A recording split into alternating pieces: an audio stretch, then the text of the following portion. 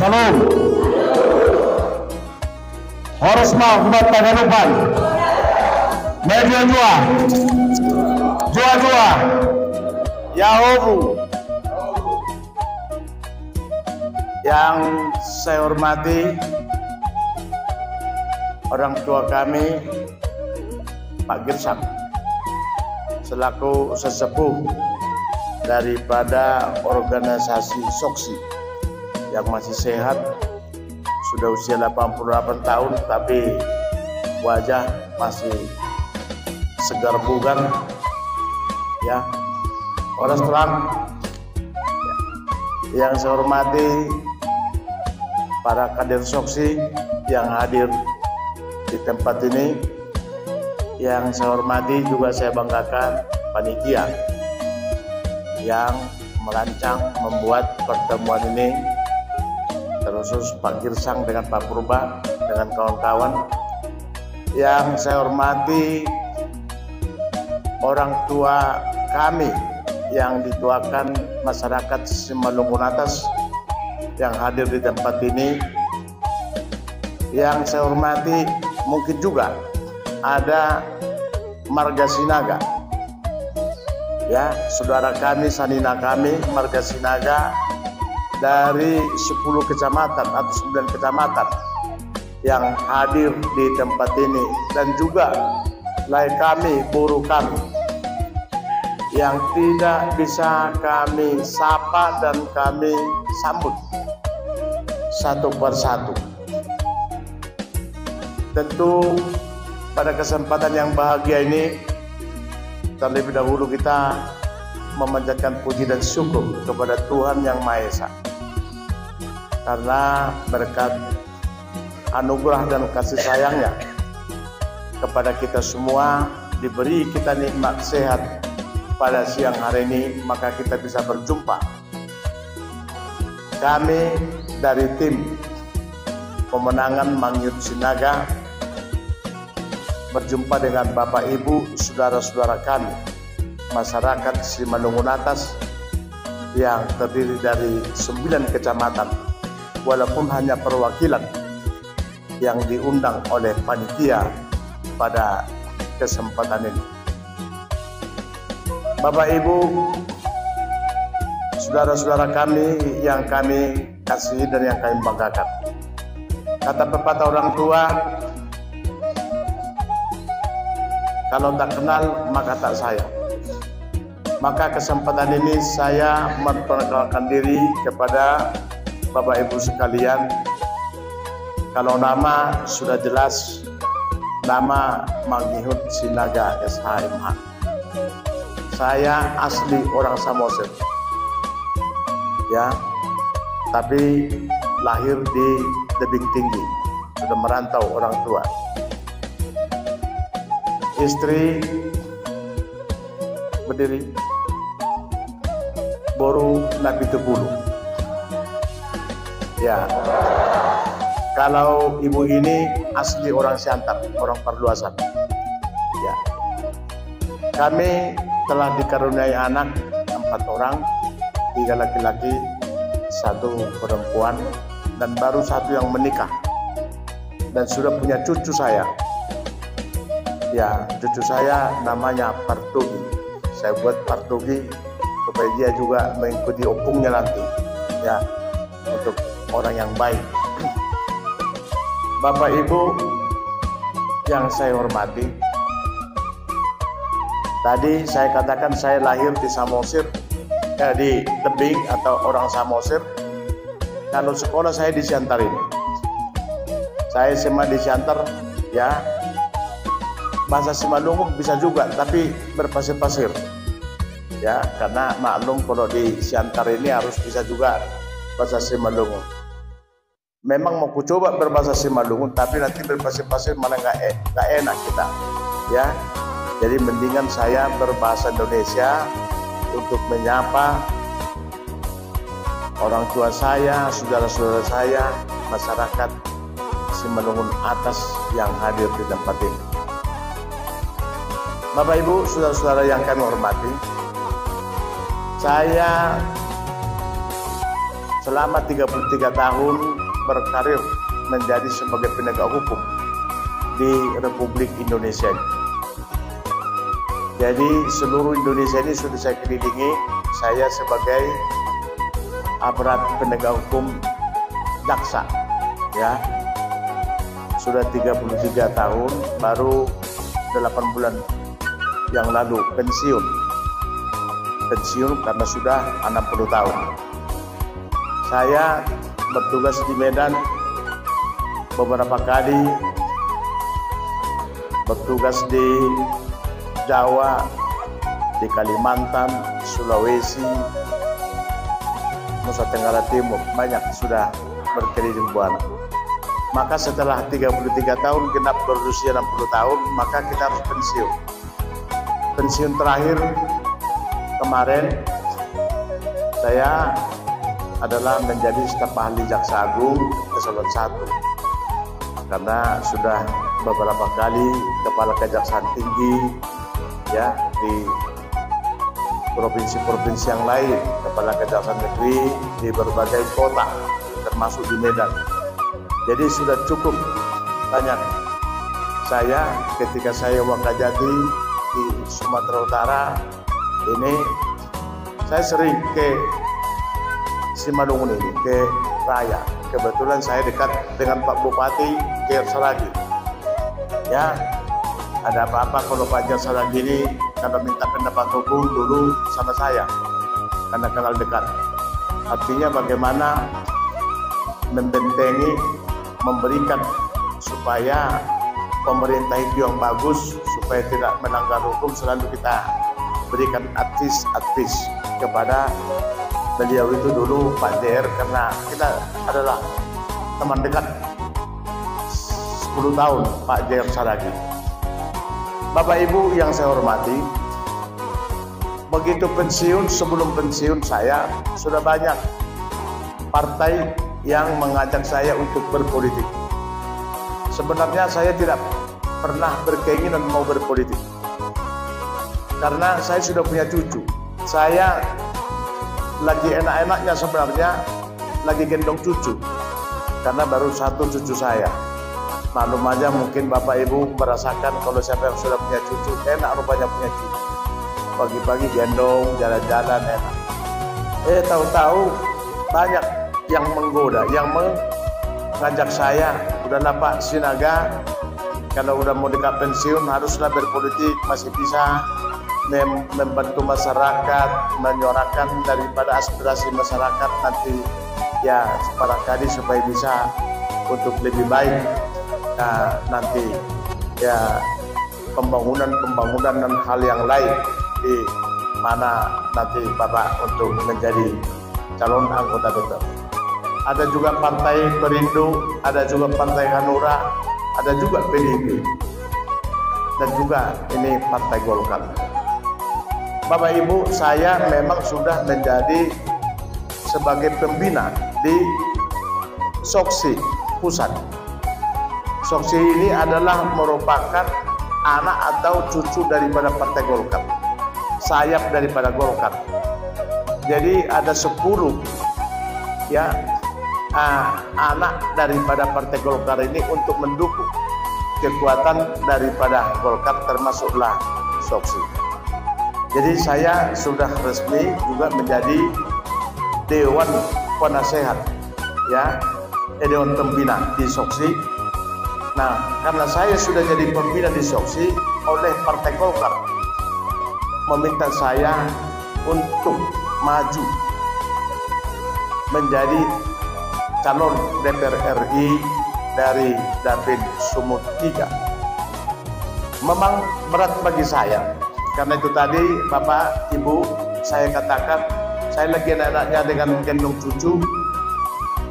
Namun saya timbang-timbang, saya pikir-pikir setelah konsultasi dengan keluarga, ya, maka saya putuskan saya menerima tawaran, menerima penghargaan yang diberikan oleh Golkar kepada saya menjadi salah satu kader Golkar untuk menjadi calon DPR RI 2024-2029 yang akan datang. Bapak Ibu yang saya hormati, kenapa para partai-partai ini banyak melirik saya, banyak yang intens mengajak saya. Dengan sejujurnya memang saya katakan, saya adalah memang merupakan tokoh Marga Sinaga. Di hubungan kami Marga Sinaga se-Indonesia, saya lah ketua Marga Sinaga se-Indonesia semenjak 2010 sampai dengan 2022 kemarin. Ya, Oktober saya minta ganti karena udah 3 kali, 3 periode harus berganti. Jadi marga kami Sinaga ini, ya, mulai dari Aceh sampai Papua sudah ada hubungannya. Di seluruh kabupaten kota se-Indonesia ini sudah ada kumpulannya, sudah saling komunikasi, sudah saling berbagi rasa. Kalau ada duka di Papua, ada duka di Aceh, sudah saling mengetahui dan sudah saling berinteraksi karena kita bangun komunikasi melalui satu sistem ya IT, bagaimana supaya saling mengenal nama Samina ya seluruh Indonesia ini. Maka ketika ada duka di Sulawesi atau di mana, orang Aceh pasti tahu Marga Sinaga, atau orang Aceh Marga Sinaga yang meninggal di Papua, tidak perlu dari Aceh menjemput ya saudaranya yang meninggal, tinggal dikirim oleh dari Sinaga-Sinaga dari Papua ke Aceh. Karena itulah bentuk daripada kumpulan itu kita buat supaya saling tolong menolong, saling membantu. Jadi 12 tahun ini sudah kami bangun ya jaringan sosial ini, hubungan sosial ini di sesama Marga Sinaga. Ya, tidak terkecuali juga di Simalungun ini. Simalungun ini terus kita lakukan pendekatan bagaimana juga dengan juga Parsilumu, artinya dengan Sinaga Muslim. Kita tidak ada beda, saya katakan, dengan Sinaga Muslim. Kalau ada perbedaan agama, itu urusan dengan Tuhan. Tapi kalau darah merah, nama Rahmaranggi, nama Sanina, tetap kita harus satu. Harus kita saling menghargai. Maka itu selalu saya katakan, jangan ada pembedaan di antara kita. Tubuh kita juga di sana juga satu, saya bilang. Bukan hanya tubuh orang Kristen itu, orang juga Sinaga, Islam juga tubuhnya. Maka dulu saya bikin juga di sana musola. Musola di tubuh kami di Samosir itu, saya buat musola di sana. Kenapa? Supaya tidak sungkan-sungkan saudara-saudara saya Marga Sinaga yang beragama Muslim untuk berziarah tempat leluhurnya, lalu bisa sambil juga ya melaksanakan ibadah sholat tidak terhalang. Sekarang sudah menjadi ikon itu karena Sinaga itu sudah banyak. Di Tanjung Balai Muslim banyak, Aceh semua orang Muslim, tapi Marga Sinaga ya Marga Sinaga mereka tapi Muslim semua. Mereka sudah rajin ya berziarah melihat tempat kampungnya. Saya buat itu untuk menjaga bagaimana indahnya yang bersaudara, yang marah-marah itu indah. Ada perbedaan itu bukan menjadi penghambat bagi sesama yang bersaudara. Apalagi sesama kita anak bangsa. Kita tidak boleh, walaupun beda suku, beda ras, beda apa, beda agama, tidak boleh.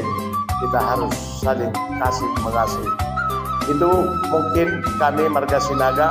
Di samping itu juga saya juga menjadi ketua Batak waktu daripada si Raja Luntung. Raja Luntung ini komparannya Sinaga, Situmorang, Pendiangan, Nenggolan, Simatupang, Aritonang, Siregar, dan Sihombing, Simamora. Itu sejarah daripada leluhur kita ya, komparan Raja Luntung. Mungkin berangkat dari sana melihat daripada rekam jejak saya sekaligus sebagai penegak hukum, ya barangkali teman-teman dari partai itu banyak melirik dan mengajak saya untuk mau berkiprah, berkecimpung di dunia politik. Bapak Ibu saudara-saudara sekalian, setelah saya menerima menjadi anggota menjadi kader daripada Golkar secara resmi, Ketua Golkar Pusat Bapak Erlangga Hartarto telah memberikan SK dan memberikan jaket kehormatan kepada kita, lalu diperintahkanlah kita untuk sosialisasi kepada seluruh kabupaten kota, di mana Dapil 3 ini terdiri daripada 10 kabupaten kota: Bijay, Langkat, Tanah-Karo, Dairi, Papaparan, Siantar, Simalungun, Batubara, Kisaran, dan Asahan. Bukan hanya Ketua Golkar yang memerintahkan kita, Ketua Umum Soksi juga telah memerintahkan kader-kader Soksi seluruh daerah harus mulai bekerja bagaimana untuk mendekati, melakukan sosialisasi kepada masyarakat agar nanti Soksi sebagai pendukung Golkar dan Golkar bisa menang. Itulah yang sudah kami lakukan, Bapak, Ibu, saudara-saudara saya sekalian. Sejak Januari saya sudah bolak-balik ke Siantar, tapi memang baru hanya Siantar Simalungun bawah yang sudah saya jumpai. Bahkan saya sudah ke ujung Padang sana, perbatasan yang paling ujung dengan Kisaran. Saya sudah jumpa masyarakat ujung Padang yang banyak di sana yang masih tertinggal, yang masih kasihan melihat kondisi daripada masyarakat maupun dengan perkampungan yang begitu jalannya sama sekali rusak parah di sana. Barulah saya melihat keadaan kondisi sebenarnya Indonesia sudah hampir 80 tahun merdeka, tapi kemerdekaan itu belum merata dinikmati oleh daripada rakyat sesungguhnya. Karena saya udah lihat ujung Padang itu jalannya itu lubangnya itu 2 meter, 2 meter, 18 kilo panjangnya. Jadi kalau ke Siantar mereka 1 hari baru nyampe, bayangin aja, karena kondisi jalannya rusak. Nah, miris kita mau melihat kondisi, Maka ketika saya sudah melihat berkunjung pertama ke sana, saya lapor sama Pak Bupati. Kebetulan Pak Bupati ini adalah salina saya, Marga Sinaga. Saya ceritakan, Pak Bupati, wargamu semua mulai dari ujung Padang sampai dengan batas Simalungun atas, mana yang paling ujung harus kau lihat. Sekarang lihat kondisi di sana. Mari lihat. Kondisi sangat memprihatinkan. Saya ajak dia ke sana. Setelah dilihat apa yang bisa dibuat, yang pertama, memang kalau melihat luasnya Simalungun ini, Bapak Ibu saudara saya semua, luar biasa luasnya. 32 kecamatan, seharusnya 3 kabupaten. Kalau cuma hanya satu kabupaten, saya kira ini akan lambat pertumbuhan ekonomi bisa dengan menyamai dengan daerah-daerah lain. Saya sudah lihat, pasti lebih jauh tertinggal kita ini nanti dengan Samosir, dengan Tumbang, dengan juga Baligi, kalah Simalungun, karena apa? Karena luasnya tidak bisa cepat melaksanakan mengangkat sumber daya ekonomi yang ada di daerah setempat karena pembangunannya jauh. Jadi maka saya katakan dengan Pak Bupati, udahlah, minimal 2 kabupaten ini harus dipecah. Harus rela Pak Bupati untuk membuat Simalungun ini menjadi Simalungun atas sama Simalungun bawah, supaya bisa pertumbuhan pembangunan ekonominya bisa merata, bisa cepat, bisa berkompetisi. Kasihan yang seperti ini lama nggak bisa. Karena apa? Uang juga dari sana terbatas dari Jakarta. Nggak cukup Pak Bupati itu hanya membagi-bagi uang yang sedikit, ya, dibagikan untuk membangun 32 kecamatan. Baru kecamatan Tanah Jawa yang dibangun tahun ini, ya, kapan lagi membangun kecamatan daripada Silimaputa dan yang lain-lain, 31 lagi kecamatan. Karena apa? Karena itu tadi yang karena terbatas, luasnya sangat luar biasa. Satu-satunya supaya bisa pembangunan yang merata itu harus dimekarkan sehingga masing-masing pemerintah pusat juga melihat kondisi dan segera membangun yang tertinggal.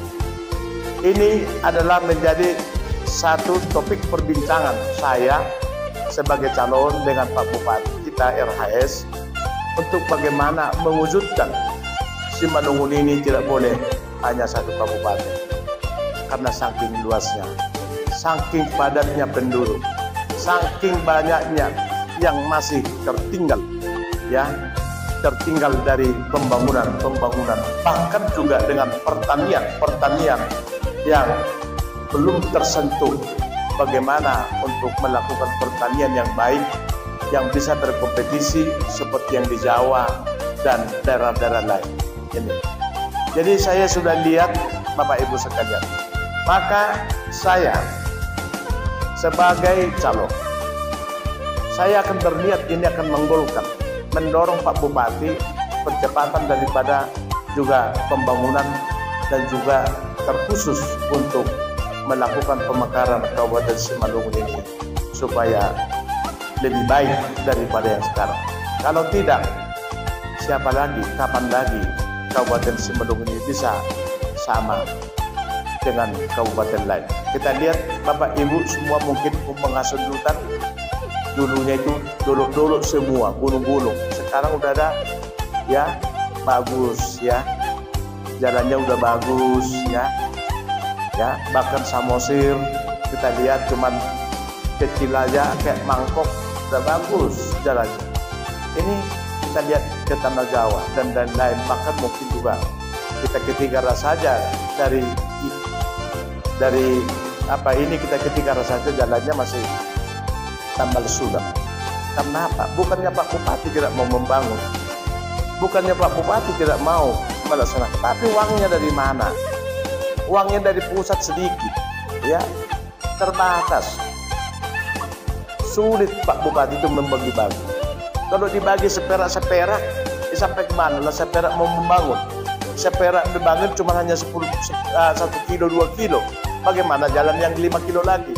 Ya, belum selesai, belum dibangun ini yang di sana udah rusak. Yang dibangun ini udah rusak, belum sampai dibangun sana udah rusak. Karena tidak bisa secara merata membangun sekaligus. Maka satu-satunya, kalau menurut saya sebagai calon anggota DPR RI nanti akan mendorong bagaimana percepatan pemekaran Kabupaten Simalungun ini menjadi 2 kabupaten. Apakah Simalungun atas atau Simalungun bawah yang terserah, tapi harus ada jelas. Kalau mulai dari lebih 3 lebih bagus lagi, lebih cepat bersaing, lebih sehat. Karena apa? 32 kecamatan dibagi 3, dapat 12 kecamatan, satu kabupaten, ya, saya kira lebih cocok. Tapi kalau tidak, setidak-tidaknya 2 kabupaten. Ini pasti akan ada nanti perubahan, baik kehidupan daripada sosial, daripada semua masyarakat yang ada di desa dan kecamatan yang ada di Kabupaten Simalungun. Jangan kita terlambat. Saatnya saya bilang Pak Bupati, mumpung Pak Bupati Radiapo ini terus kita dorong. Ayo bersama-sama, ya, membuat suatu kekuatan. Maka saya minta juga dengan tokoh-tokoh masyarakat yang ada di sini, termasuk juga para desa, buat kesepakatan, buat surat petisi, minta percepatan daripada pemekaran. Dari bawah harus sama-sama, rakyat juga meminta ini. Tidak boleh hanya Pak Bupati, harus ada juga kata sepakat dari rakyat, ya. Melihat kondisi dan keadaan yang sekarang yang kita rasakan ini, harus juga dari rakyat juga ada suatu suara, ya, yang membuat suatu gerakan, ya. Tapi gerakan itu gerakan nanti yang positif untuk bagaimana mendorong Pak Bupati, anggota DPRD mengajukan kepada pusat nanti supaya pemekaran ini cepat. Saya kalau jadi anggota DPR RI, saya akan menyambut dan membawa dan akan membahas nanti di DPR RI 2024-2029. Bapak Ibu yang saya hormati, saya tentu pensiun. Kadang orang bertanya, nanti Bapak kalau sudah terima, sudah jadi anggota DPR susah dihubungi, ya, susah kami berkomunikasi. Saya katakan, saya orangnya komitmen. Kalau saya sudah dipercaya rakyat menjadi wakilnya, siapapun rakyatnya, kalau dia mengadu dengan saya, menghubungi saya, pasti akan saya jawab. Saya katakan, karena saya sudah biasakan ketika saya menjabat sebagai penegak hukum, saya juga dari mana-mana pun masyarakat nelpon saya, minta advice juga saya jawab. Karena udah terbiasa saya, ya, melayani masyarakat, ya, sepanjang yang bisa. Apakah hanya komunikasi, ya, tidak juga membawa hasil, tapi ada komunikasi, ya, itu memang sudah menjadi kebiasaan saya, ya, kepada masyarakat. Sehingga saya katakan, saya tidak seperti itu, tidak mau begitu terpilih, tidak mau dekat dengan rakyat, tidak mau menerima telepon. Saya orangnya komitmen. Apapun kalau saya sudah ditunjuk menjadi perwakilan rakyat, membawa suara rakyat, saya akan bawakan suara itu. Saya akan kawal. Karena apa? Maka saya berjanji, saya datang mengabdi untuk rakyat. Karena kemarin saya mengabdi kepada pemerintah sebagai penegak hukum, saya pensiun, saya sekarang datang mengabdi untuk membela atau membangun, ya, menyampaikan aspirasi daripada rakyat di pemerintah pusat ke depan. Bapak Ibu, saudara-saudara saya, maka karena kami baru kali ini datang ke Simalungun atas ini. Kalau di Simalungun bawah memang sudah beberapa kali, karena memang waktu kami agak lebih panjang di sana, maka kesempatan inilah kami menyapa Bapak Ibu, saudara-saudara kami, sanina kami.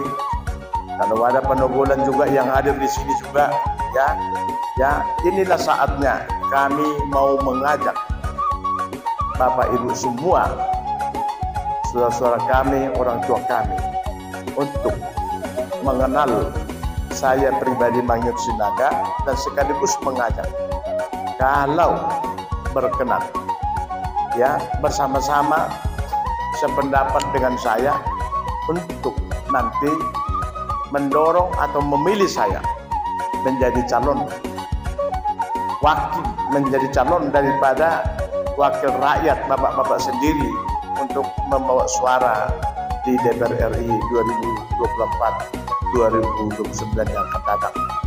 Inilah harapan kami, sekaligus saya pada kesempatan ini mohon doa restu kepada Bapak semua, tadi orang tua kami Pak Girsang dengan seizin daripada masyarakat Simalungun atas domba di masahat naking pamosting asa posting asa makin ke depan.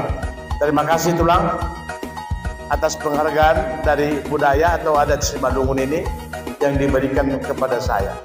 Semoga ini menambah kekuatan, menambah berkah juga tulang ini, ya, bagi kami sekeluarga, apalagi bagi saya sendiri yang akan menjalani, ya, tahapan proses menjadi calon anggota DPR RI dari Partai Golkar 2024-2029 yang akan datang. Oleh karena itu, Bapak Ibu sekalian, sekali lagi saya meminta dan mengajak Bapak-bapak yang hadir di sinilah menjadi saudara saya yang pertama supaya memberitakan, mengajak famili, saudara-saudara kita, tetangga kita yang ada di kampung atau di mana saja di daerah Kabupaten Simalungun, bahkan di 10 kabupaten kota ini, kalau berkenan bersama-sama memilih saya nanti, saya akan pasti suara Bapak akan saya pegang dengan penuh hati, dengan semangat dan komitmen yang tinggi. Saya akan tunjukkan bahwa saya juga mampu membuat pembangunan untuk Kabupaten Simalungun.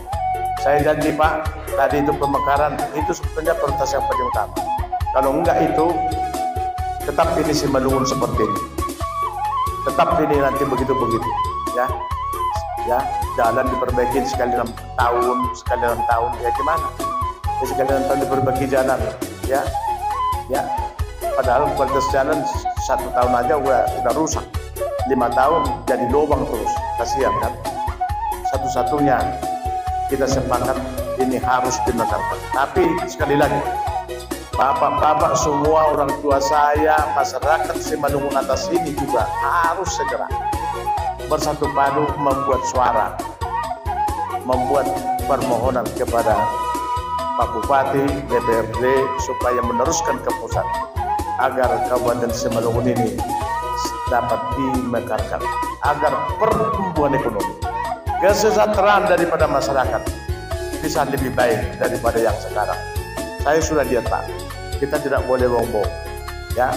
Kasihan bapak-bapak yang ini semua yang ada di Simalungun.